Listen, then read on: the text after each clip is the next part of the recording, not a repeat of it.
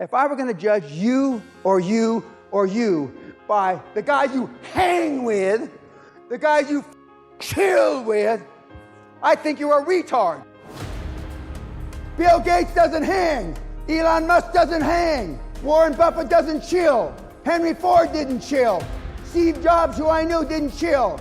I don't chill. Eagles fly alone. You hang out with monkeys, you become a circus. Most of you would be embarrassed to tell me who your 5 closest buddies are. You are who you hang around with. You're the product of the 5 people you spend the most time with. If you go out to the pub and watch sports bars and they're farting and belching at the pub, you and your mates, that's where you're going to be in 20 years. Belching and farting with your mates. Show me your friends and I'll show you your future. I don't have any friends. I've got 4 or 5 guys I've known 40, 50 years. We don't hang out. We don't go to the Super Bowl. We don't go to the World Cup. And we certainly don't go for beers watching sports in sports bars. We don't have time. Time is money. We can get money back, but we can't get time back. You're running out of runway. I've never seen a part-time high-performance person, never. You equate making a lot of money with being high performance. That's not true. High performance is a way of life. It's not just making $1 million a year or $10 million a year. You know so little about high performance. High performance is how you treat your family, how you treat your kids, how you treat yourself, who you make accountable, how you keep yourself accountable. One of the things I start saying today is defaults. The reason why all these big time high performers come back to the seminar again and again is because defaults are mother. It's very lonely out there when you're the only one on the mother battlefield. The movie 300, when those guys get chewed up by the Persians, and then they killed King Leonidas. But you're Leonidas, you don't have those 300 guys behind you. It's just you. Nobody's gonna be there to help you. But that's not an excuse. It can't be an excuse, because as a high performance person, it is lonely at the top. When you're the founder, the chairman, and or the CEO, or one of those titles, and you've taken one of these ideas, it will still be lonely. Self-esteem is the basis of all high performance. Self-esteem is built the first 7 years of life. You either have it or you don't. So what happens after you're 7? What the happened? Who are you around the first 7 years of life? Mommy, mostly. Sometimes daddy. Sometimes an older brother or a sister. And maybe a grandparent, right? What the hell do they know about building self-esteem? They don't know anything. If you want to build self-esteem, deal with people that have high self-esteem. You only have 2 times to make a first impression, right? 1, the way you look. And number 2, when you open your big mouth. So you can tear away your looks and your dress and you look professional and you open your mouth and you say something stupid. Self-esteem is what you really feel about yourself. Self-confidence is what you show others. And self-belief? Well, self-belief, these are all intertwined. Okay, if you really have self-belief, you have self-confidence and you have self-esteem. The self-belief is what it's all about. The world has become sophisticated. Political correctness reigns. And I'm here to tell you, in my humble opinion, there's nothing humble about me, that political correctness is a manifestation of lack of self-esteem. The world doesn't think much of itself, the people within the world, and that's why Gallup poll said in 2017 that 87% of the people on the planet are unhappy. I think it's higher than 87.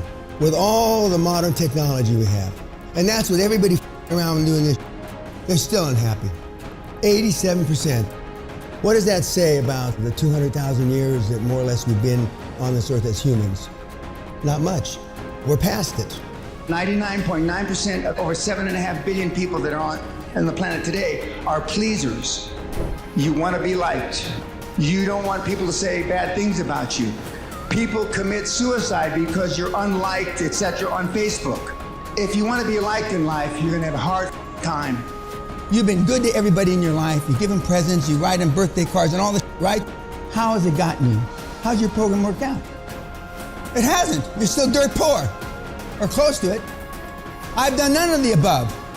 You're pleasers. Henry Ford, the first a pleaser, no.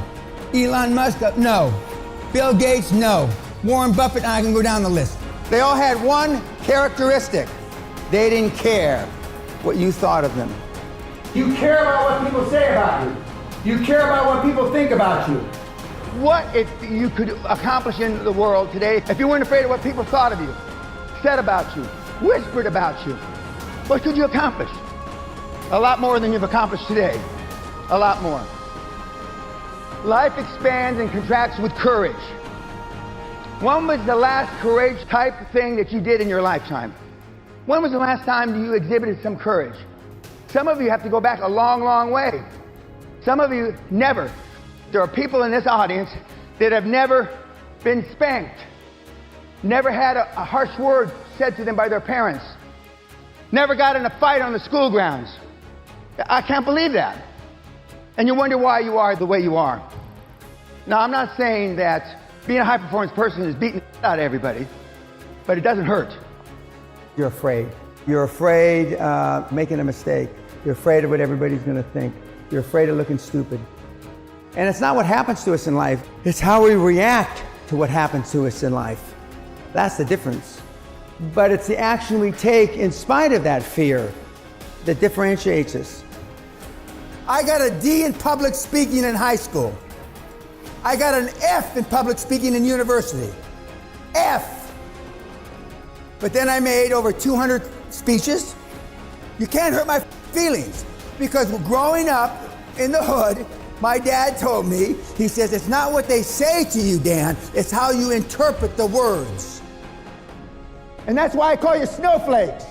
What's a snowflake? A snowflake is a kid, a guy or a gal, mostly guys that melt under pressure. In 1986, the average man's handshake pressure was 118 pounds, 30-year-old man. 2016, 96 pounds.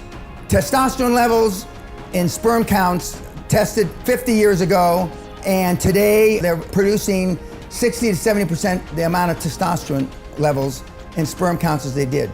We're dying out. Why? My snowflake test. We have 95.4% of everybody, many thousands and tens of thousands that have taken the test are cowards. First question on the test, paraphrasing it, what would you do if somebody spit in your wife's face? And the answers range from, well, I try to ascertain what kind of day he was having. And if he had a bad day, I try to be understanding.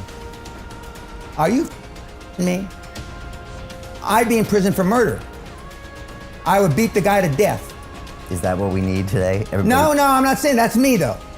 I'm a product of my father, the greatest generation, World War II vets, greatest generation, who saved the world. And now we have you, your generation. What happened? We've gone from the greatest generation to the worst generation. What the has your generation done? How have you saved the world? How have you enhanced anything? Why? Because kids are not programmed for success. Because your parents weren't successful. Kids don't do what parents tell them to do. They do what they see their parents do. I still work 60, 70 hours a week, and I don't even consider it working, and I haven't had to work in 35 years. There are times for wisdom, there are times for love, but there are times for strength, which supersedes all. It's easier to build strong children than to repair broken men. Most of you have not attained material wealth because you've stayed in your comfort zone. Every family has an aunt, an uncle, a grandfather that went out and lost a family fortune, right? Uncle Harry, crazy Harry, he lost 20,000, 50,000, a million, whatever the number is. Well, that resonates in you, in your little pea brain. And then you hear another one. Your roommate in college, he's got an Uncle Harry. So pretty soon, the only input that you have is people losing their family fortune. That affects you. You then live within your comfort zone. You don't take risks. A turtle can only move forward when it sticks its head and its feet out. And when it sticks its head and its feet out, it's most vulnerable, right? Biggest risk. Most of you have lived a bubble wrap life. Most of you have been risk averse. People in general, they think that reading a book is taking action. They think listening to a podcast is taking action. They think a video or whatever it is taking action. No! That's procrastination. So you don't have to make a decision. So you don't have to pull the trigger. I mean, there's a big, huge difference. Take action. Just do it.